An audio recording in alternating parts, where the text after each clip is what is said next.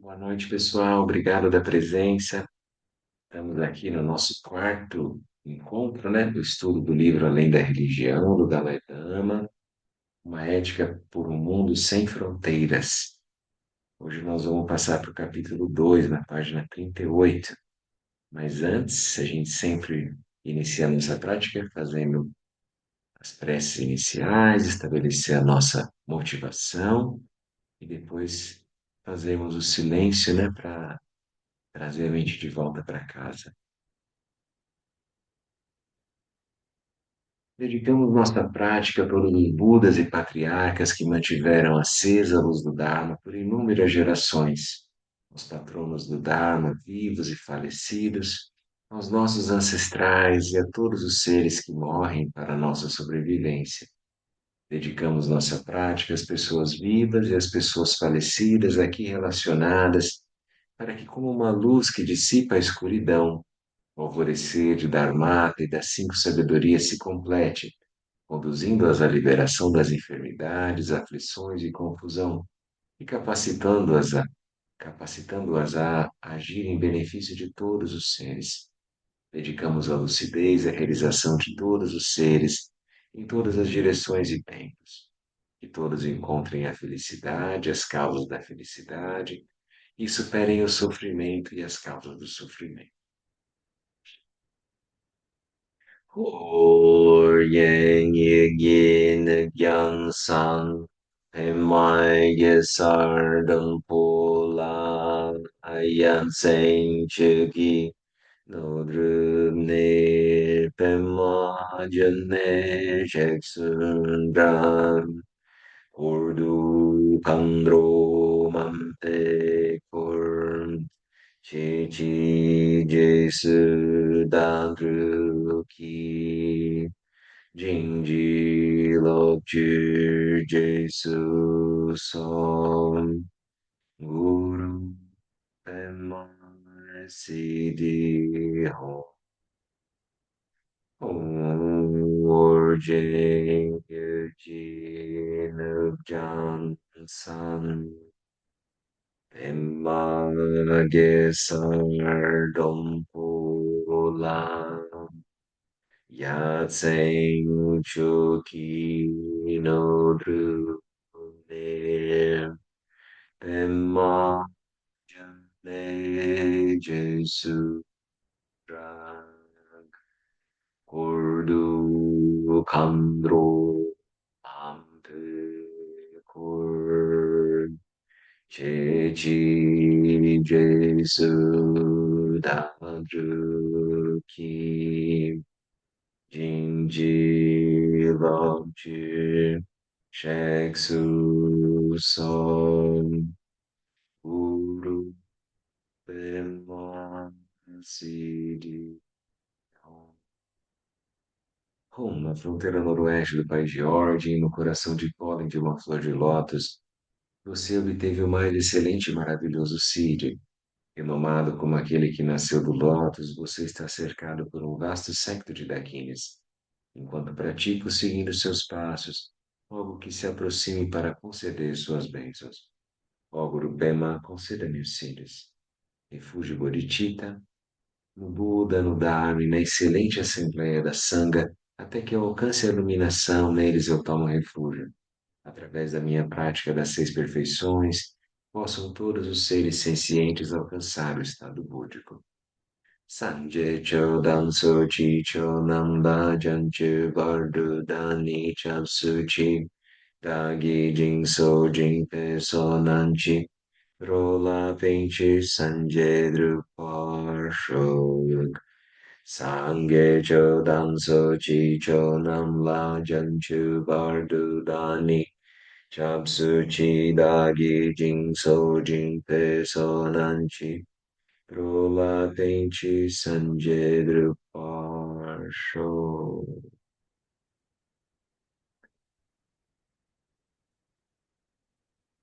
Fazer nossos minutos de silêncio. Encontre uma posição confortável para o seu corpo, para a sua mente. Mantenha a coluna ereta, os ombros relaxados, a Passe bem solta, descontraída.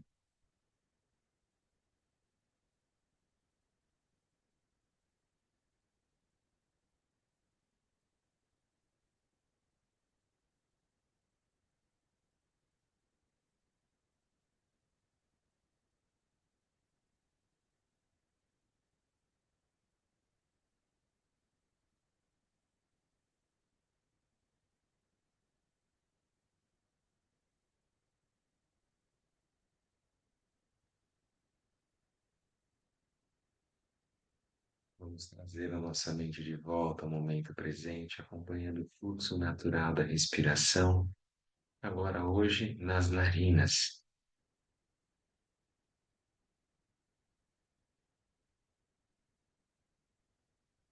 Observe o ar entrando e saindo, sem gerar nenhum tipo de esforço, manipulação, estratégia, sem julgamento ou críticas. A ideia é observar atentamente, mantendo a atenção mental, momento a momento.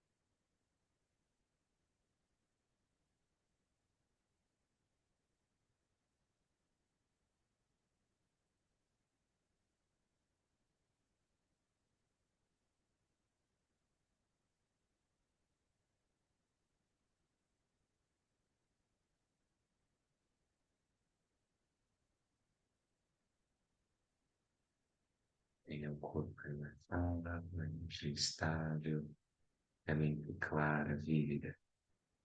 Se perceber que você se distraiu, traga de volta a atenção de modo gentil e mais uma vez ancore o foco de sua mente, a respiração, especificamente nas narinas.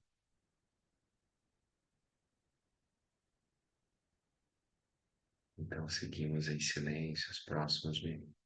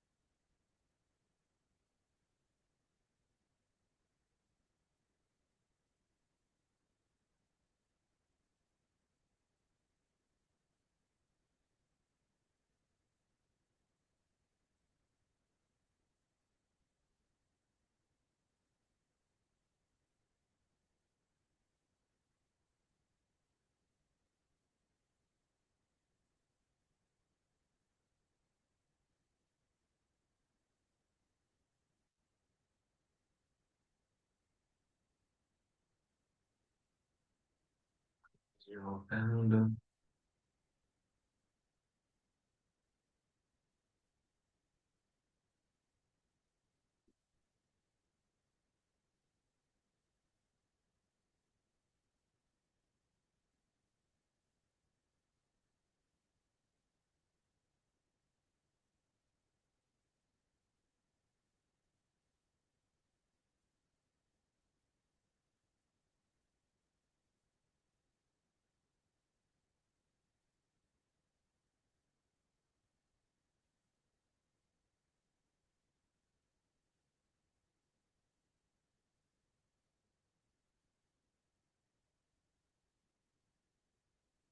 Muito bem, pessoal, todos bem? Fizemos 10 minutos de silêncio. Esses primeiros três encontros, né? Hoje é o quarto. A gente estava focando na respiração abdominal, que ajuda a dar mais relaxamento, né? Um centramento assim na base. E hoje a gente testou para fazer com a respiração com foco, né? Nas narinas, ali na respiração, o fluxo que entra e sai dali. É como se fosse assim. A gente precisa de um foco, algo vivo, que é melhor, né? Que está presente. Então, eu até posso colocar num ponto na minha frente, né? Eu posso visualizar alguma coisa. Mas a respiração é muito direta para nós. Então, a gente pode aproveitar. Sempre que tiver um corpo e o corpo estiver vivo, a gente vai estar respirando.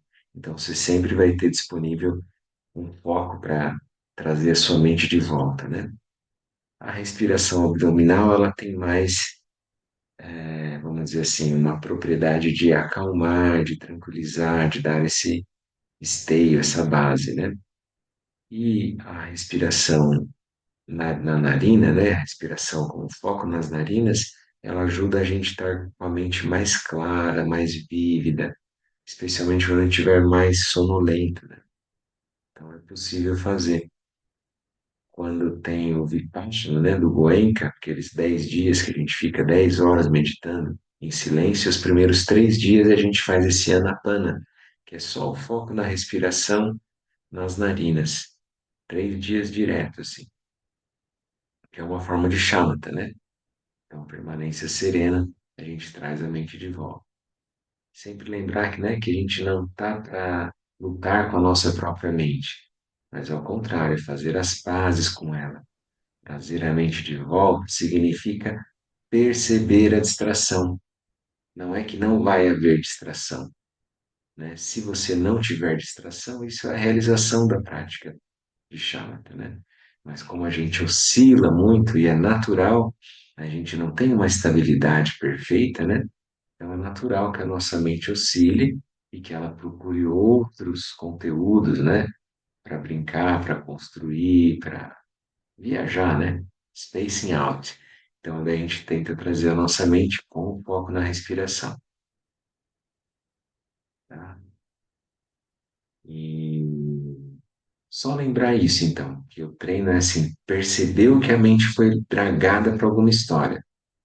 Ah, deu o miado do gato, deu o barulho do carro, alguém deu descarga, aconteceu alguma coisa, o vizinho gritou, qualquer coisa, o que apareceu em termos de fenômenos vistos como externos, né? Aí você observa que a mente corre para lá, e aí não é a questão dela correr, a questão é não dar sequência naquilo. Então, ao invés de a gente dar sequência naquela história, é você perceber que a mente foi para lá e trazer ela de volta. E a mesma coisa quando surgir um conteúdo brilhante interno, uma história muito legal que aparece, e que aí você quer mergulhar naquilo e, por originação dependente, fazer os desdobramentos. Daí é o mesmo treino. Percebeu que a mente está querendo mergulhar lá, volta. Não tem nenhum problema esse primeiro impulso, porque a mente, como a gente falou, é da natureza da mente surgir pensamentos, surgir imagens. Então, no que surgiu, a questão maior do nosso treino é voltar, é perceber a gênese desse surgimento e não mergulhar naquela história. Por liberdade, eu não preciso dar sequência naquele conteúdo. Eu posso retornar e relembrar onde eu estou. Esse é o momento presente, esse é o corpo que eu habito, que minha mente está, que ela vai fazer a prática. Então, aqui é a minha casa, é o momento. Daí eu trago de volta. Tá bom? Faz sentido isso que nós falamos? Tudo bem? Quem conseguiu fazer a prática, sentiu alguma diferença? Se foca na respiração do abdômen, se foca na respiração nas narinas. Alguém tem alguma pergunta, alguma colocação?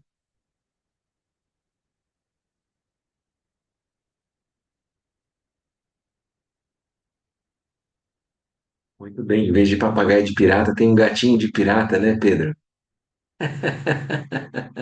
Será que ele fez meditação com a respiração no abdômen ou nas narinas? É, É, né? tudo Tem uma bom? outra gatinha, boa noite.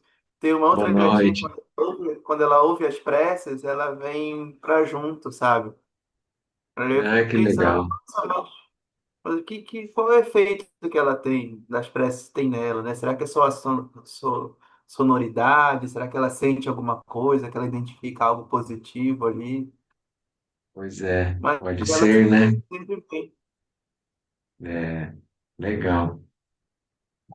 Muito bom. Então vamos lá continuar o nosso texto, além de religião, Dalai Lama. A gente está no capítulo 2, a página é 38. Nossa natureza humana comum. Como nos vemos? Podemos observar que o modo como as pessoas tratam seus semelhantes e o mundo ao seu redor depende em grande parte de como percebem a si mesmas. Todos nós temos diferentes maneiras de ver quem somos, e essas diferentes visões influenciam o nosso comportamento. Por exemplo, podemos nos considerar em termos de gênero, como homem ou mulher, como seguidores dessa ou daquela religião, como membros de tal raça ou de tal nação. Podemos pensar em nós mesmos em termos de família, por exemplo, como um pai ou uma mãe.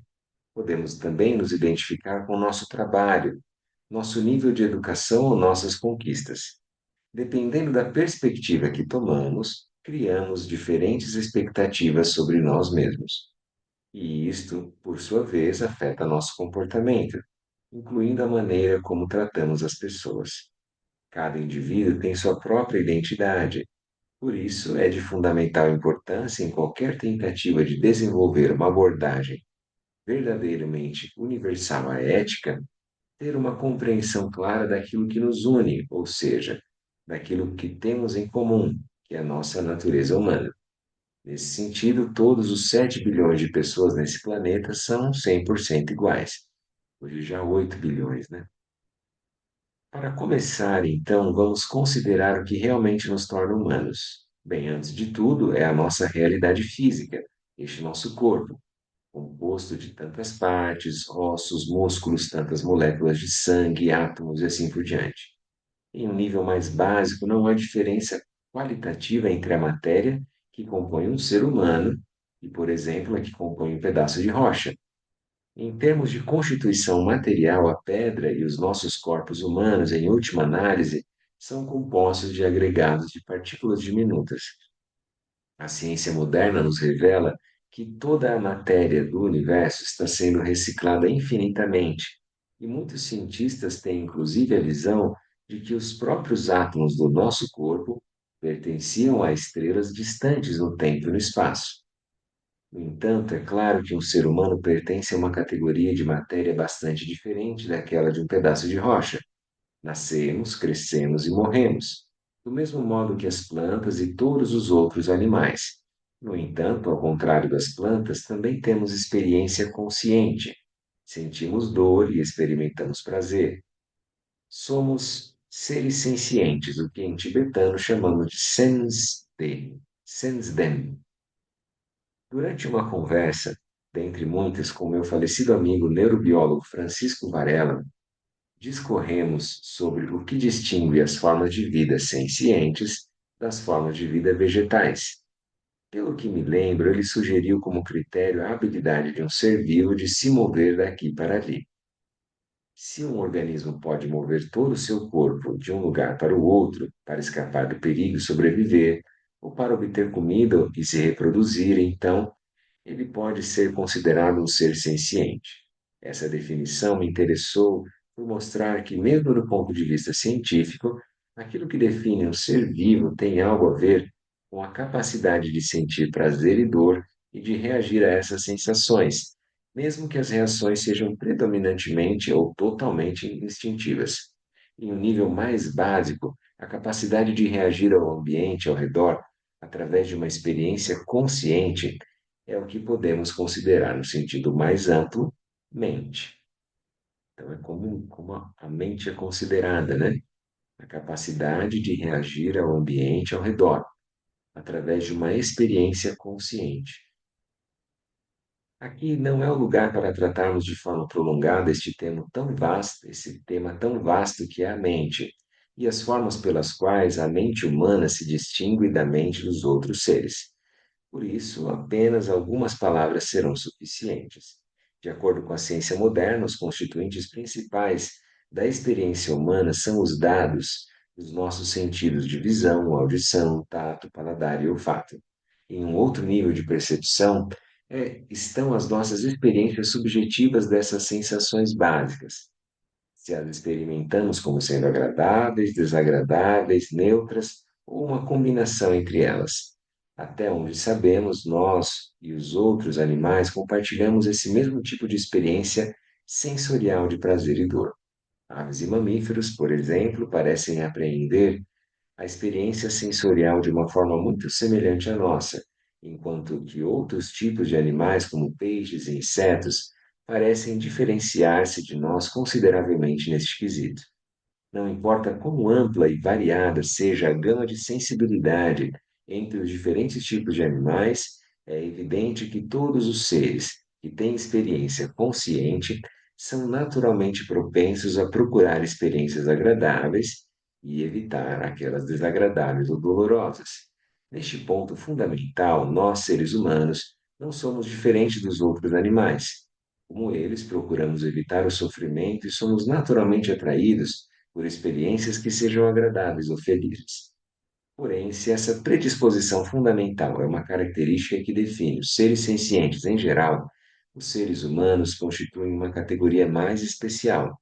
É evidente que no ser humano existe mais do que simplesmente a reação à experiência sensorial. Não somos como cães ou gatos, por exemplo, que em geral respondem às suas experiências puramente por instinto.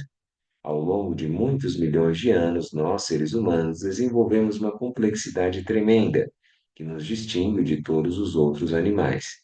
Essa diferença se reflete no tamanho de nossos cérebros, que têm um córtex frontal muito mais desenvolvido do que o cérebro de outras espécies.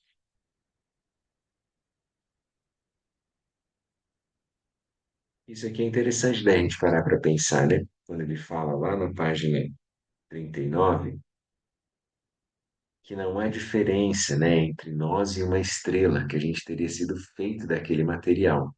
Então a gente já viu o Lama Santen também falando isso em vários momentos, né, e outros mestres também, o próprio Alan Wallace, como que nós somos parte, assim, integrante, né, de um grande tecido.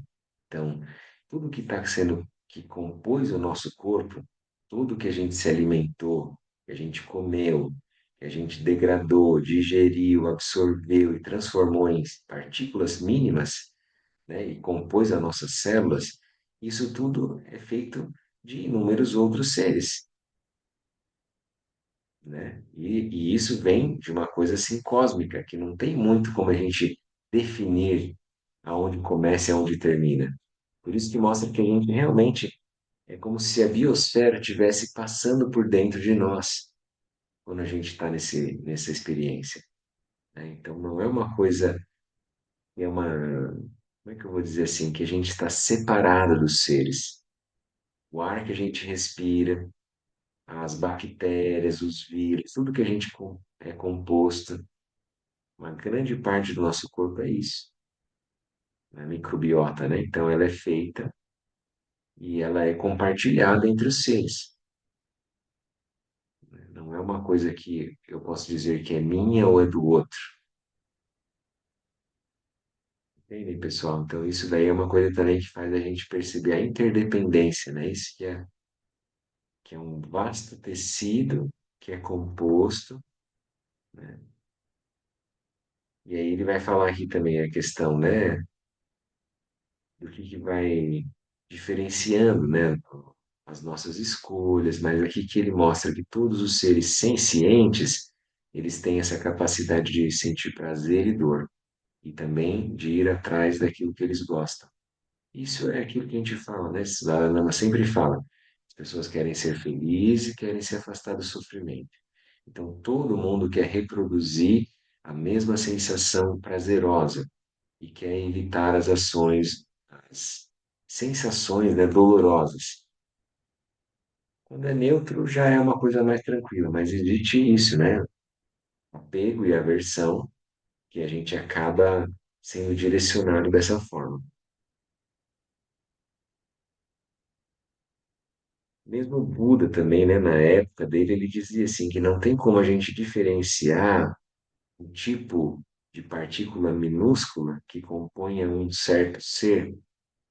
Por exemplo, ele falava assim, se eu pegar o chifre de um touro e raspar o chifre do touro até ele ficar numa partícula mínima, vamos dizer hoje assim, hoje seria microscópica, eu não vou achar átomos de chifre de touro, entendeu? Que diz que aquilo existe em si e por si. Aquilo é um monte de conglomerado, né? Um aglomerado de partículas que, dependendo da forma como elas se dispõem, forma alguma coisa. Então, isso daí dá para ver a vacuidade também dos fenômenos. É a mesma coisa a gente. A gente se sente um eu sou o Gabriel. Mas se eu for pegar e for decompondo, dissecando o que é o Gabriel, no corpo, na mente, nas emoções, seja o que for que eu queira dizer que é esse eu não vou encontrar partículas de Gabriel, entendeu? Alguma coisa que acaba juntando tudo e forma o eu. Nós somos esse conglomerado de inúmeras partículas que passam por muitos corpos, que nascem, duram um tempo e morrem, e assim vai,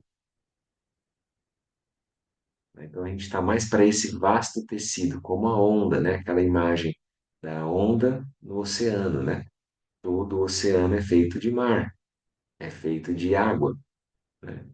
E aí a água pode surgir como uma onda, pode surgir como um oceano, como muitas variadas ondas, né? Quem quiser fazer alguma colocação, alguma fala, pergunta, podem ficar à vontade, tá bom? A gente vai seguindo na leitura. Estamos na página 41, Consciência Humana e Afinidade. Eu fico, esse pensamento, né, que dessa coisa da gente ser, a gente é parente das estrelas, né, porque o que constitui tudo tá em mim, né, tá em você, tá na gente que tá aqui. Eu acho isso um pensamento, isso faz dá um sabe, explode assim, porque isso, apesar de nós estarmos aqui conversando a respeito disso, Isso não é um pensamento, Gabriel, que seja um pensamento assim espalhado para todo mundo. Uhum. Não é. É, E é tão importante, as pessoas pensam, até porque vê uma coisa ou outra, né? Mas é tudo aquilo muito rápido, muito en passant, assim, né? A pessoa nunca para refletir sobre isso, é difícil, né? E esse pensamento não está por aí, assim, espalhadão, assim, e com gente refletindo sobre. Porque quando você para, você ouve, para, você vai meditar, e de repente você olha assim, sabe? é isso mesmo. Open mind, né? Eu acho maravilhoso É, isso.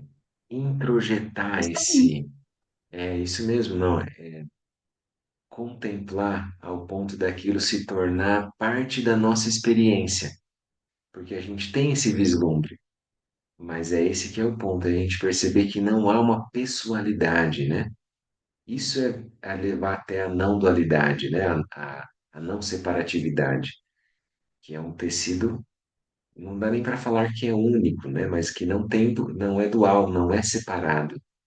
E daí vai ser esse que vai ser o treino, o nosso olhar. Conforme a gente vai treinando isso, também vai reduzindo o nosso apego ao eu e também o sofrimento que é proporcional ao apego ao eu. Então, quando eu despessoalizo as experiências, eu percebo que aquilo é uma experiência como uma onda, e nós somos o oceano, né, a vasta amplitude. Então, daí eu paro de estar dar tanta importância, né, tanto valor ao que alguém falou que magoou o meu eu, ou alguma coisa assim, né? Alguém que me desprezou e que me desqualificou, daí aquele eu não tem mais o mesmo peso, a mesma medida, né? Como Dalai Lama fala, a gente coloca na balança, por que que o nosso eu vale mais que os outros 8 bilhões de pessoas? E a gente coloca como se fosse. E a gente acha que tem um risco no entorno, né? A nossa pele, o que tem da pele para dentro é o mais importante do que tudo que tem para fora. Daí a gente produz lixo, a gente destrói o ambiente, a gente maltrata as pessoas, a gente acha que tudo eu preciso salvaguardar aquilo que eu identifico como um eu. E daí eu tenho que treinar isso, soltar esse apego ao eu, né, que vai ser a compreensão no nosso treinamento aqui, olhando esse texto, e também e isso vai de alguma forma inspirar as outras pessoas. Que esse vai ser o ponto, né? Se as pessoas sentirem pelo exemplo, né, que a nossa prática, ela tá, vamos dizer assim, relaxando o nosso apego ao eu, a nossa pegada, né, de, vamos dizer assim, nosso impacto no mundo, quanto a gente impacta nos outros seres, em vez de gerar prejuízo, a gente tenta beneficiar, daí aquilo parece que vai fazendo mais sentido.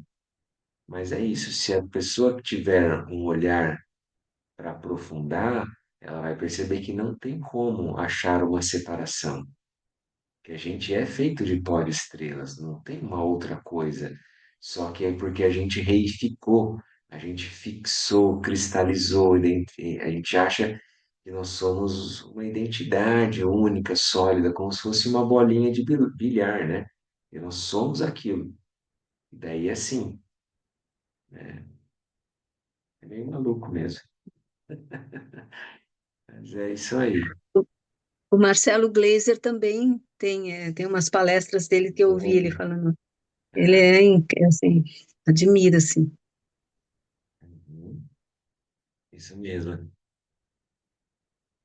Consciência humana e afinidade.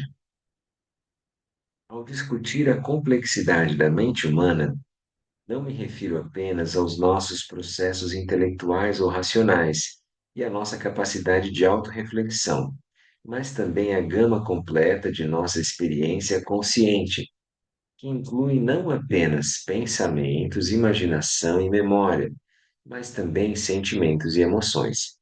Na verdade, quando me refiro à mente ou à experiência, normalmente penso nas palavras tibetanas Sem, que é mente, e Shepa, que é cognição, que se referem não apenas às atividades predominantemente intelectuais.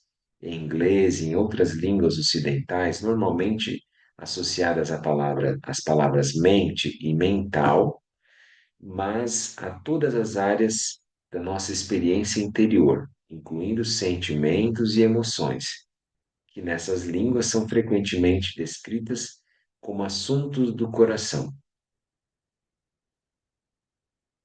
Daí aqui ele vai mostrar, né, lá no tibetano eles usam que é mente e coração a palavra para eles. Então, que as emoções elas não estão separadas dos pensamentos. Inclusive, o pensamento ele é colorido pela emoção. A gente sustenta um pensamento porque tem uma carga afetiva projetada nele, senão ele desaparece. O que sustenta é a energia que vem da emoção. Se não tiver emoção, aquela imagem, aquela história, aquilo some, às vezes nem surge, né? Então, o que ele está querendo dizer para nós é que aqui no Ocidente a gente usa a palavra mente e mental para razões cognitivas, intelectivas, né? Para pensamento, raciocínio. É como se fosse aquilo do grego que trouxe para nós, né? Que é razão e emoção. Parece que é uma coisa, outra coisa, separada. Então, né? O que é mental e o que é emocional. Daí ele vai dizer para nós que não é assim a visão dos tibetanos, do budismo, nos orientais, né? Que vai ser a mesma experiência, o mesmo domínio que tem os pensamentos, a cognição, tem também a emoção e os sentimentos, né? Algum tempo atrás, cientistas ocidentais começaram a realizar testes neurocientíficos de longa duração em meditadores tibetanos para analisar os efeitos biológicos de suas práticas contemplativas. Disseram-me que, em uma ocasião, os cientistas deram uma palestra sobre seus experimentos para um grupo de monges no mosteiro Nangyal, aqui em Dharamsala.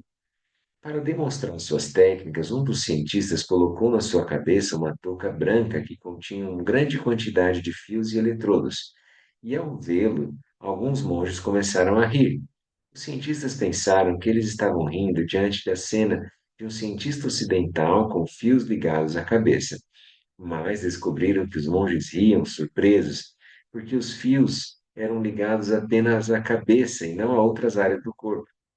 Afinal, se a intenção era medir qualidades tais como a compaixão ou bondade amorosa, outras partes do corpo, como o coração, não seriam igualmente importantes? Atualmente estamos mais voltados aos modelos científicos contemporâneos e não ficamos tão surpresos com a centralidade que a ciência acredita ao cérebro. E, de certa forma, os cientistas também mudaram seus métodos, pois agora incluem medidas para detectar alterações no coração. Sobre a distinção entre a mente humana e a mente de outros seres, algumas características importantes são evidentes. Nós, seres humanos, temos uma capacidade forte e sutil para lembrar, que aparentemente é muito maior do que a de muitos outros animais, e isto nos permite projetar nossos pensamentos no passado. Nós também temos a capacidade de projetar nossos pensamentos no futuro.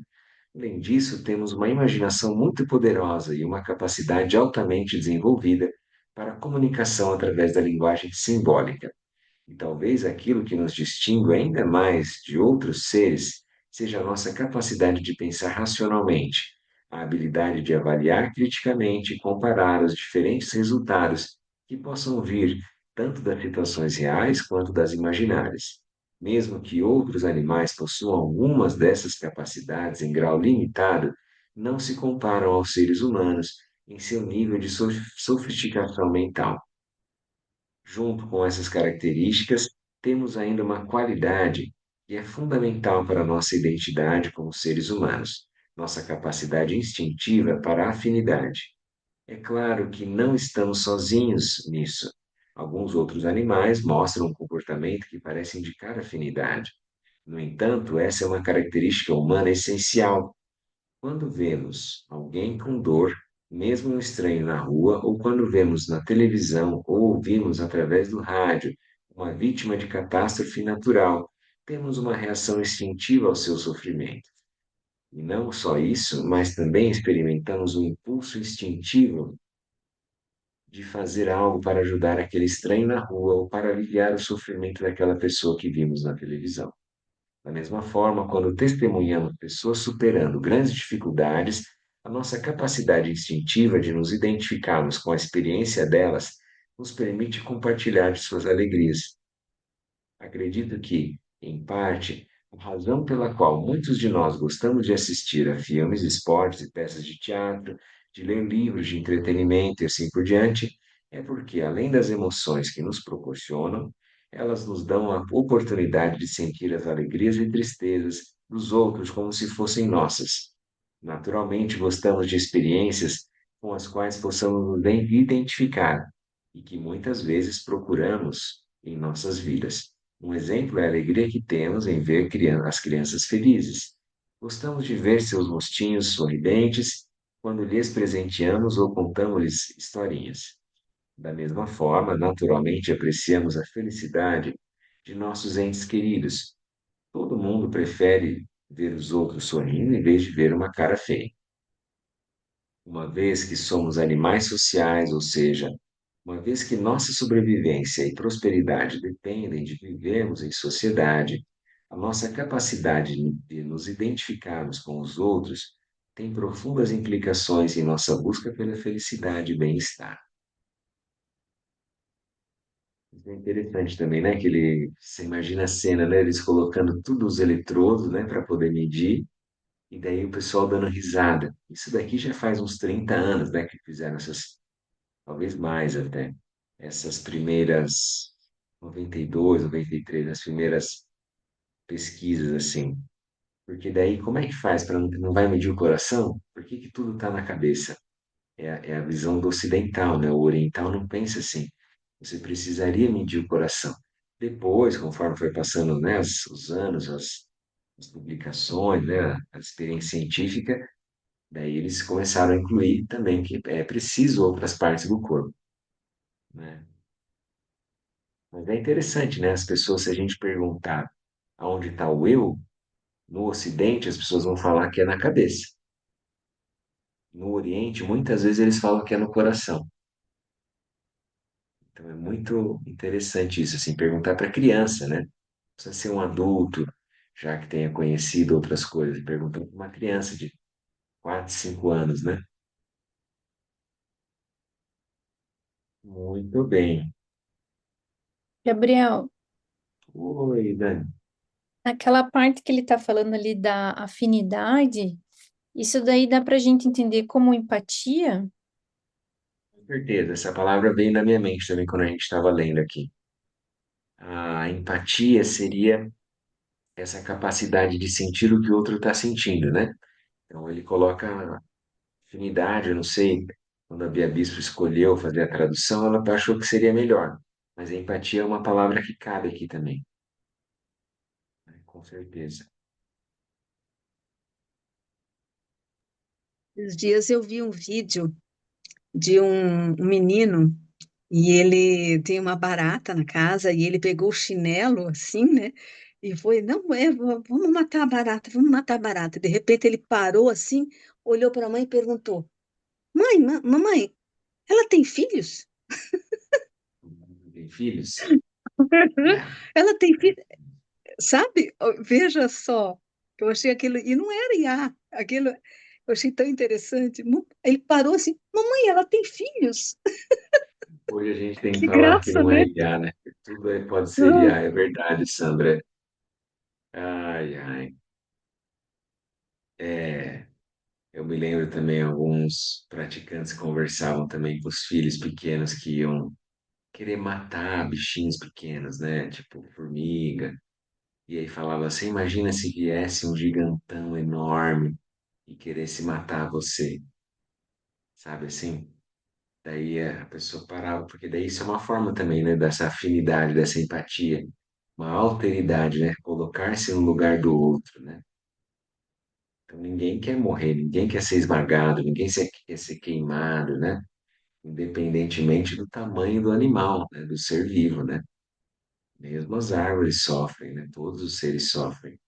Então daí a gente começa a ter essa afinidade, né?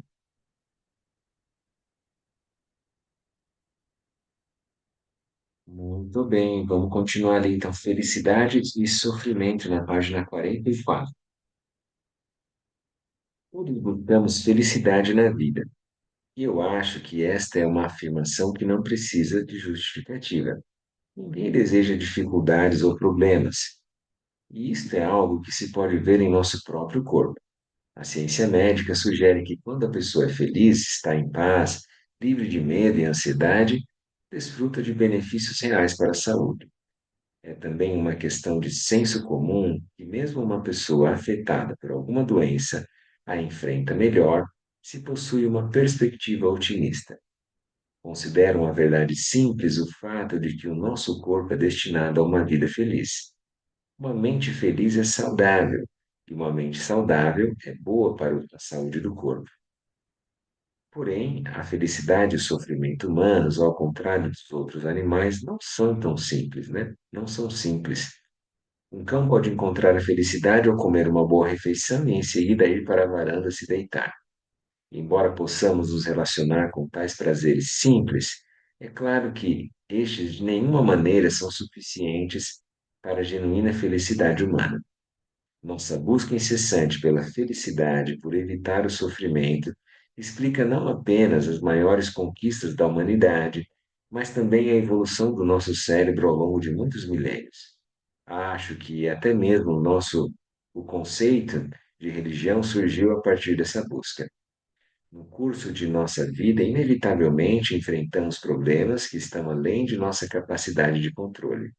Então, a fim de manter nossa esperança e ânimos acesos, desenvolvemos a fé. E, a fim de sustentar a fé, fazemos orações, sendo essas o elemento essencial da religião. De modo similar, eu diria que as extraordinárias conquistas humanas na ciência e na inovação tecnológica ao longo dos últimos séculos também derivaram do desejo de superar o sofrimento e alcançar a felicidade. No entanto, embora nossa sofisticação mental extraordinária nos distinga a nós, humanos, de outras formas de vida e nos tenha levado a este surpreendente sucesso enquanto espécie, essa mesma complexidade mental é fonte de muitos dos nossos pensamentos, nossos persistentes problemas e dificuldades.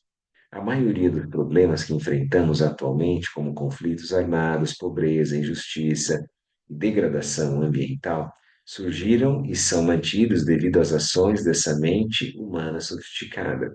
Além disso, as mais persistentes fontes de nossos sofrimentos internos em nível individual, tais como medo, ansiedade, estresse, também estão intimamente ligados à nossa complexidade mental e às nossas imaginações férteis. Então, esse ponto da felicidade e do sofrimento, da Lama traz aqui que a gente foi deixando mais complexa a nossa experiência, né, ao longo do tempo. E se isso, por um lado, fez a gente gerar os computadores, fazer a gente conversar a longa distância, fazer a gente ir para a Lua, pegar um material como uma rocha, que era tudo que tinha lá na época, né? O Homem das Cavernas, lá, o Piteco, lá do Maurício de Souza, para chegar até hoje, tudo que tem é a mesma Terra.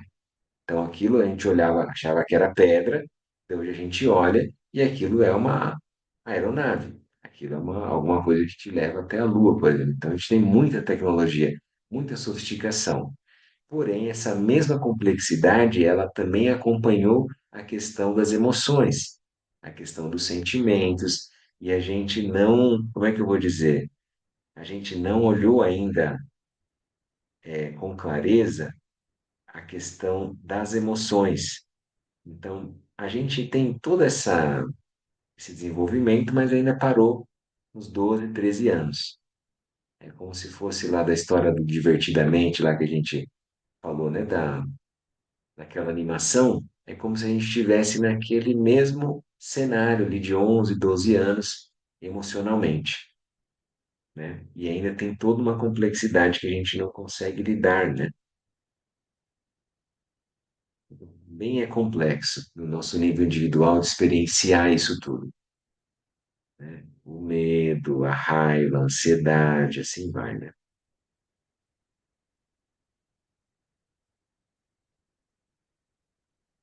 Muito bem. Então, é isso que ele está dizendo, assim. Então, se conseguiu, por um lado, ter essa evolução, vamos dizer assim, material, por outro lado, a maioria dos problemas que a gente enfrenta, conflitos armados, pobreza, injustiça, degradação ambiental, também surgiram e são mantidos devido à ação da mente humana sofisticada, né? Então, o que nossos ancestrais há 2, 3 mil anos faziam, nem se compara ao impacto que a gente faz hoje. Então, a mente humana está mais complexa, mas a gente está impactando muito mais no planeta, né? E para os outros seres. Hum. Igualdade fundamental, na página 46. Daí a gente conclui o capítulo. Nossa busca por felicidade e por evitar o sofrimento é fundamentalmente a mesma, e por isso somos iguais. Esse é um ponto essencial. Lembra lá o título do capítulo? É a nossa humanidade compartilhada ali, né? Nossa natureza humana comum. Então, se pudermos integrar em nossa vida cotidiana uma apreciação por essa igualdade humana fundamental, tenho total confiança de que isso será de grande benefício, não só para a sociedade em geral, mas também para nós enquanto indivíduos. Para mim, sempre que encontro pessoas, sejam presidentes ou mendigos, negros ou brancos, baixos ou altos, ricos ou pobres, desta ou daquela nação, desta ou daquela fé, tento me relacionar com elas, essas pessoas, simplesmente como seres humanos, que, assim como eu, buscam a felicidade e desejam evitar o sofrimento. Adotar essa perspectiva, acredito que gera uma sensação natural de proximidade, mesmo com aqueles que, até aquele presente momento, eram completamente estranhos para mim. Apesar de todas as nossas características individuais, não importa que nível de educação possamos ter, posição social que herdamos ou o que possamos ter alcançado em nossas vidas. Durante nossa curta existência, todos queremos a felicidade e desejamos evitar o sofrimento. Por essa razão, muitas vezes digo que os fatores que nos dividem são realmente muito mais superficiais do que aqueles que compartilhamos. Apesar de todas as características que nos diferenciam, raça, língua, religião, sexo, riqueza e muitas outras coisas, todos somos iguais em nossa natureza humana básica. Essa igualdade é confirmada pela ciência. A sequência genética humana, por exemplo, mostrou que diferenças raciais constituem apenas uma pequena fração de nossa composição genética, a grande maioria da qual é compartilhada por todos nós. Na verdade, no nível do genoma, as diferenças entre os indivíduos se mostraram mais acentuadas do que entre as raças. Dessas considerações, acredito que chegou o momento para que cada um de nós comece a pensar e a agir a partir de uma identidade que se enraize na frase nós, seres humanos.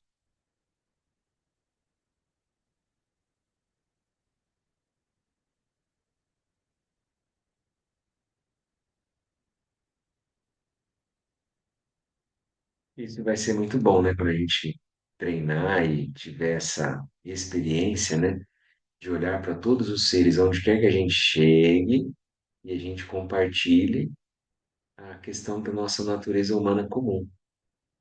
A gente não está pensando outra coisa, né? Se ele torce para tal time, se ele tem a visão política, se ele tem a visão religiosa, X, Y, Z, não importa, né? Daí você vai olhar o outro como um ser humano que quer ser feliz e que quer se liberar do sofrimento. Talvez a gente consiga se aproximar mais das pessoas dessa forma, né? A gente lembrar que nós não existimos de uma maneira isolada, né? Que nós somos seres de relação. Então, se a gente é ser de relação, a gente existe no encontro com os outros. A gente não existe de forma separada. E daí, dessa maneira, é muito importante que a gente possa se sentir em casa com os outros seres. É como se fosse uma grande família e a casa é a mesma, é o mesmo planeta. e a gente coabita, né? Daí a gente consegue reduzir, por exemplo, a polarização que tem a tendência a despontar esse ano, por exemplo, né? Que a gente tinha conversado. Então a gente pode olhar para todos os seres e todos eles serem dignos de respeito, todos eles merecerem compaixão, todos os seres vão caber no nosso coração, entende? Todo mundo vai ser acolhido. É esse que é o ponto. Por mais, né, cápula, por mais ditador, autoritário, como a gente quiser chamar, né? Não importa, a gente não vai entrar nesse tipo de camada de julgamento. A gente vai tentar olhar a essência. Então, isso é uma coisa muito importante assim para nós, né? Como a gente estava comentando da semana passada, né? A gente teve um exemplo que o Dalai Lama falou que a gente pode tomar chá, mas o que a gente precisa é de água, que né, a gente estava conversando aqui, né? E a água é essencial, né? Que seriam os valores. E o chá é como assim? Ah, tem gente que gosta de um chá de camomila, tem gente que gosta de chá de erva doce, chá de hortelã, daí pode variar. E daí isso é como se fossem as tradições espirituais, as visões de mundo, a visão política, seja o que for. Mas os valores humanos fundamentais, tipo a bondade amorosa, a compaixão, né? Todo mundo precisa disso para se nutrir. Que isso é o que nos nutre de verdade, né? Então, o afeto, o bom coração da mãe ou de quem quer que seja, do cuidador, que fez a gente estar aqui hoje. Se quando bebê a gente tivesse nascido e ninguém tivesse dedicado esse afeto, mínimo que seja, a gente não estaria hoje aqui. Então, isso é uma humanidade compartilhada, né, por todos os seres. Daí a gente vai tentar olhar para todos, né? Ao invés da gente procurar o que é que nos separa, se a pessoa tem uma aparência estranha, diferente, né? Se ela tem um comportamento estranho ou diferente, né? Mesmo que seja esquisito para nós, a gente vai tentar olhar, é um ser humano que está querendo ser feliz e está querendo se afastar do sofrimento. A nossa humanidade compartilhada, né? É um treino para nós, porque a gente olha para os outros e a gente pensa, minha nossa, o que aconteceu com a humanidade? A humanidade se tornou, se perdeu, é um bando de narcisista, todo mundo só quer falar de si e olhar para si, todo mundo autocentrado, não é assim? A maioria vai falar, não, eu não estou nisso. A pessoa reclama, nossa, olha que trânsito horrível que está essa cidade. E ela está dentro do carro.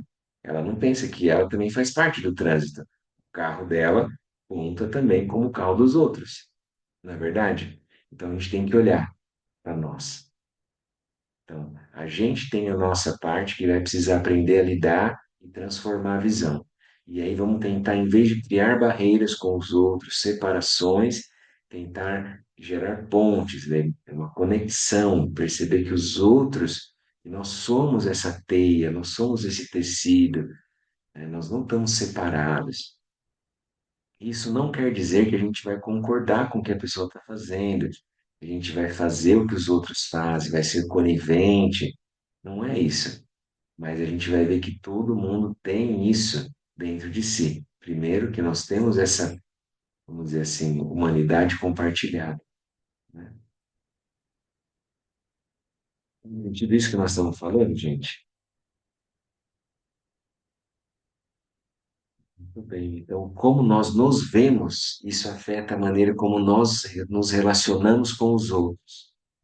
Então, a gente vai treinar olhar a si mesmo, não como alguma coisa separada, estanque, né? Porque tem uma tendência na nossa sociedade materialista a incentivar o individualismo.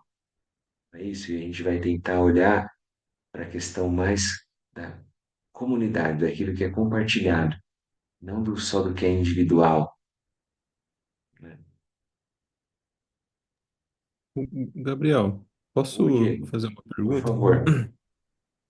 É porque, é porque assim, eu tenho uma dificuldade para para perceber determinadas situações em relação ao meu, à minha postura, o meu posicionamento, enfim, no sentido de que quando você olha para uma pessoa, né? E, e você falou há pouco que todas as pessoas estão sempre buscando a felicidade, né? Inclusive a gente.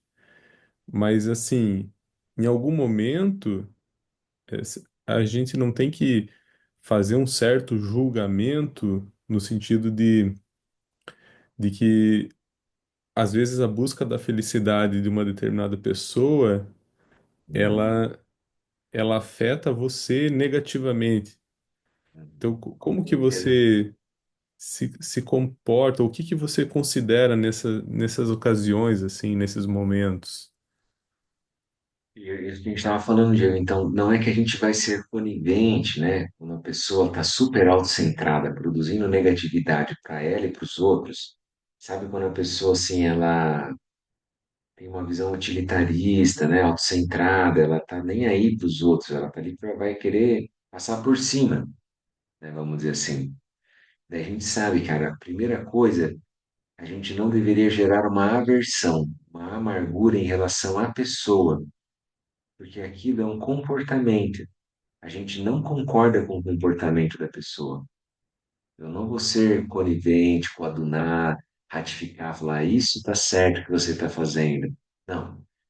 Então a gente vai ter aquela, lembra lá das ações do mundo, né? As ações de ação pacificadora, ação incrementadora, ação de poder e ação irada. Então, se eu precisar cortar a negatividade de alguém que esteja fazendo mal, gerando sofrimento para o outro, né, e para ela mesma, então a gente vai interromper.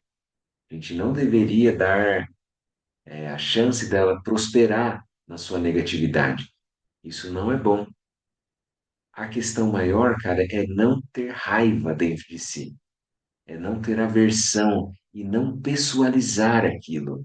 Tipo assim, ó, eu cristalizo, eu congelo aquela pessoa, ela é má, ela é intrinsecamente má. Você entende? Isso é a polarização, é aquela coisa do maniqueísmo, da dualidade. Então, existe o bom e existe o mal, existe o super-herói e existe o vilão. Quem torce para o meu time, quem é do outro, sabe assim? Quem é do meu partido, quem é do outro. Daí esse que é o problema. Então, se eu olhar e perceber, então, existem muitas características, muitas qualidades e possibilidades, a pessoa pode acessar e manifestar aquilo, mas ela não é aquilo. Eu me coloco contra o comportamento, mas eu não me coloco contra a pessoa. Eu não quero derrubar a pessoa, sabe? Eu não quero que ela fique mal. Eu não quero que ela morra, que ela seja, sabe, torturada, extinta. Não é isso. Mas eu quero que aquele comportamento cesse, que não dê mais sequência naquilo. Então, eu vou ter que encontrar uma forma. Eu me oponho ao comportamento de que gera negatividade e sofrimento, mas eu não me oponho às pessoas. Porque aquilo que a gente falou, né? Fica muito bom senso assim para nós, né? Que todo mundo merece respeito, todo mundo merece compaixão, né? Então, inclusive quem está fazendo alguma negatividade, a pessoa na verdade ela está em sofrimento. É como se ela tivesse assim supurando o sofrimento dela. Ela já está remoendo aquilo dentro, está tudo mal. Ela tem alguma emoção perturbadora, mesmo que ela não perceba, mesmo que seja, por exemplo, o orgulho. A pessoa é arrogante, ela tem soberba, ela acha que ela sempre faz o certo, que ela sempre tem a verdade, o jeito dela é o melhor, por exemplo. Mas isso também é um sofrimento. Isso En- também é en- uma emoção perturbadora que está cozinhando ela lá dentro. Então, Gabriel, só aproveitando que você falou justamente a palavrinha mágica, porque é, você falou assim que a pessoa está em sofrimento. E, tipo, em determinadas situações, às vezes eu vejo certas pessoas e eu tenho essa sensação, assim, de que a pessoa está em sofrimento. Só que aí eu me pergunto, quem sou eu para julgar se a pessoa está ou não em sofrimento, assim, porque em algum momento a gente tem que fazer o julgamento, né, para poder ter a compaixão com a pessoa, né? Então, para eu poder ter essa compaixão, eu tenho que perceber que ela está em sofrimento, mas aí eu vou ter que julgar, né? Dizer, ó, acho que ela está ou não está. Daí eu ficava pensando, poxa, mas quem sou eu, né, para ficar julgando? Então, eu não sei se eu Mas, estava fazendo a Diego, interpretação. vamos pensar assim, ó, a gente quer liberar as pessoas do sofrimento, não é isso? Daí a gente vai ter um crivo ali, vai ter um critério. Se você vê alguém em sofrimento, você quer liberar ela. Não precisa, a gente não precisa complicar muito, sabe? Deixar mais complexo. Você vê uma pessoa, tá caída, machucou, você vai lá e ajuda. Você entendeu? É muito simples quanto isso. Eu não vou ficar pensando quem sou eu, qual que é o critério referencial que eu deveria usar. Eu vou lá e ajudo. Ah, o nosso filho caiu, machucou, você vai lá e limpa, ajuda, cuida, né? Precisa passar alguma coisa, o que que tem que fazer? Entendeu? Então é muito direto isso. Daí isso é uma empatia. Isso é se colocar no lugar do outro e querer liberar o sofrimento dele, né? Não precisa. Então, a questão maior que eu vejo, Diego, sabe, é quando a gente pensa que é uma pessoa poderosa, ou rica, ou famosa, ou bonita, ou seja o que for, ela é tida como em alto valor na nossa sociedade mundana, materialista, convencional, e aí a gente não tem compaixão, entendeu? Porque parece que ela está bem, não parece que ela está sofrendo, sabe assim? Então eu penso numa pessoa poderosa e eu acho que ela, na verdade, não está sofrendo, mas se eu for olhar, ela está em sofrimento, ela está queimando, ela não está em paz. Quando ela gera uma guerra, sabe assim? Ela tá muito mal. Mas aí, no caso, tem certas ajudas assim que a gente não consegue fazer, porque você deu o exemplo, a criança caiu, você vai lá e ajuda, mas quando o Isso, negócio é espiritual ou emocional, não é tão simples assim de ajudar, né? isso, não é. Daí é mais complicado. Por isso que a gente treina. Tá. Por isso que a gente vai tentar se habilitar, gerar os meios hábeis. Então, a gente está estudando, a gente está tentando conhecer as emoções a partir de nós mesmos. Então, de uma forma empírica, nós somos nosso próprio cobaia. Como é que eu lido com as minhas emoções? Como é que eu faço na hora do aperto? Daí eu vou gerando meios hábitos. Então, a pessoa que parou de fumar, é mais fácil dela ajudar quem está querendo parar. Então, é assim, a pessoa que conseguiu emagrecer de uma maneira saudável vai tentar ajudar o outro. Então, eu preciso aprender a lidar com a minha mente para poder ajudar a lidar, o outro ajudar o outro a lidar com a mente dele, né? Então, é isso aí que a gente vai tentar fazer gerar meios hábeis para cuidar das pessoas, né? Porque não é fácil. Só, na verdade, um bodhisattva com clarividência que vai ver na mente do outro o que está precisando de verdade, entendeu? Daí a gente já vai para um ponto muito sofisticado e muito avançado. E a gente está numa coisa muito básica, feijão com arroz. A pessoa tem onde dormir, tem o que comer, está machucada, então vamos limpar a ferida, sabe? Uma coisa muito básica. E isso já é importante. Depois, tá com um amigo que perdeu o emprego, você vai lá e abraça a pessoa, conversa com ela. Ah, perdeu a mãe, você vai ligar para um amigo que perdeu a mãe ou perdeu um filho. Como é que eu vou fazer isso? Então, às vezes a gente não tem resposta, mas a gente se abre, a gente fica vulnerável. Só que você está receptivo, sabe, Diego? Esse que é o ponto. Acho que a maior bênção, né, que a gente pode oferecer é uma abertura do coração. Sabe quando você realmente está disposto, está aberto, receptivo, está presente? É isso que você pode oferecer. Você não tem resposta. Você não tem um método infalível que vai servir para todo mundo. Mas se você tem um bom amigo do teu lado, não é melhor do que não ter ninguém no momento difícil? Então isso já é uma coisa que vai trazer benefício.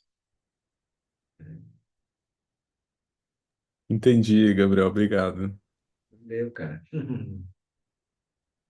Muito bom. Alguém mais quer fazer alguma pergunta? E tem uma coisa que eu sempre me lembro também, que é essa vulnerabilidade, né? Essa abertura. né? De, como é que eu vou dizer assim, a gente não querer ser perfeito, né? E nós somos como nós somos. Então, muito é aceitar aquilo que nós já somos, sabe? Ser genuíno, ser compassivo e amoroso com a gente mesmo. Eu não preciso ser ou ser espiritualizado, né? Fake, alguma coisa que eu tenho que parecer bonzinho, que eu tenho que ser de um jeito que eu não sou. Então é muito importante a gente olhar para a nossa consciência, a nossa própria mente e ver que valores vale a pena eu sustentar. Então esses valores é o que eu vou manter, né? Eu quero seguir com isso, eu quero estar com o coração tranquilo. Se eu morrer essa noite, vou deitar e dormir. Eu não sei se vem o próximo dia ou se vem a próxima vida, mas aí eu morro tranquilo, porque eu fiz o meu melhor. E isso não é, vamos dizer assim, é independente do que você conquistou em termos materiais, sabe? Do seu sucesso, o que aconteceu, deixou de acontecer. Você tem valor só porque você é ser humano. Você tem uma vida humana preciosa, né? O seu valor não está na dependência da sua produtividade, né? O seu valor não está na dependência do seu sucesso, vamos dizer assim, né?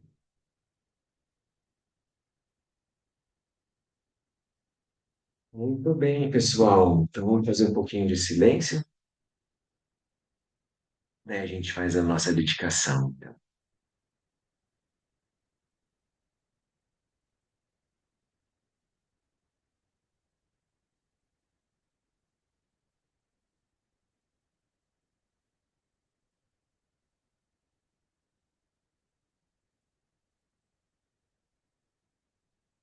Deixe somente repousar por uns instantes. Solte todos os conteúdos, referenciais, fabricações mentais.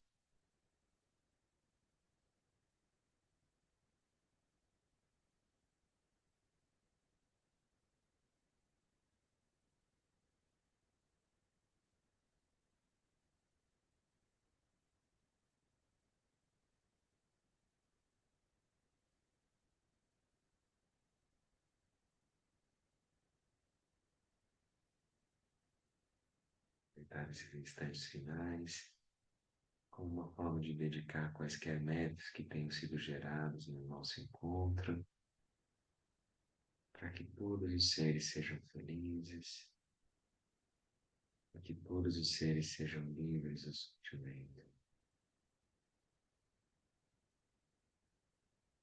que todos os seres encontrem as causas verdadeiras da felicidade, a paixão, o amor, a alegria, a equanimidade, generosidade, moralidade, paz, energia constante, concentração e sabedoria, e que todos os seres se liberem completamente das causas verdadeiras do sofrimento.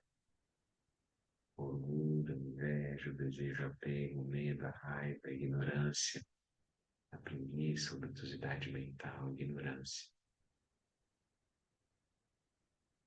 Espere que todos os seres de coração, de modo genuíno, sejam felizes e que todos os seres sejam livres. Tente abarcar toda a biosfera.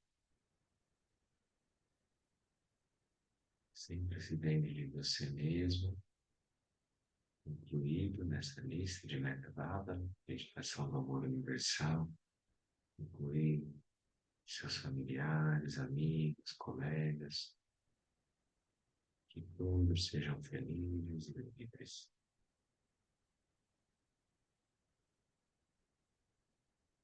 Muito bem, pessoal, vamos fazer então a dedicação. Vamos por aqui a página.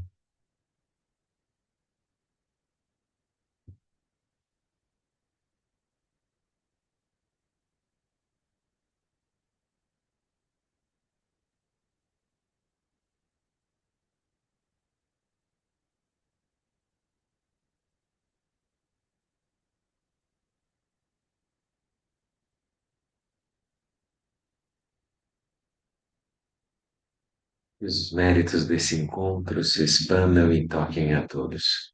Que o Mestre Universal da Paz e da Compaixão, Sua Santidade o Dalai Lama, juntamente com todos os mestres de todas as tradições que veiculam essa mensagem, tenham longa vida. Que todos estejam a salvo de gerar pensamentos negativos, obstáculo mais destrutivo. Que estes pensamentos nunca surjam em nossa mente. Que todos os seres também estejam livres de pensamentos negativos.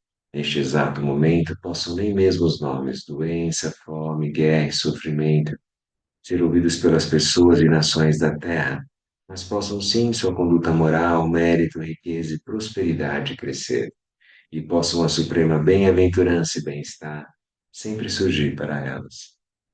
Nós vamos fazer a prece final para que a tradição do Guru Padmasambhava floresça. Que a grande tradição do Bhari Shantirakshita, do mestre Padmasambhava e do rei Tritson Deltsen possa florescer e permear os três reinos. Que a presença das três joias nunca se separe do fluxo mental dos seres, assegurando assim o sublime bem-estar através dos três tempos. Kengo Chosari Luche Zamin Sansoja Amirvel Droja Josun Nam Dan Midragusun Ele Show. Muito bem, pessoal. Muito obrigado da presença. Boa semana para todos. Boas Obrigada. práticas. Boa Até. semana. Boa noite, tchau, Valeu. tchau. Boa Noite. Boa noite. noite.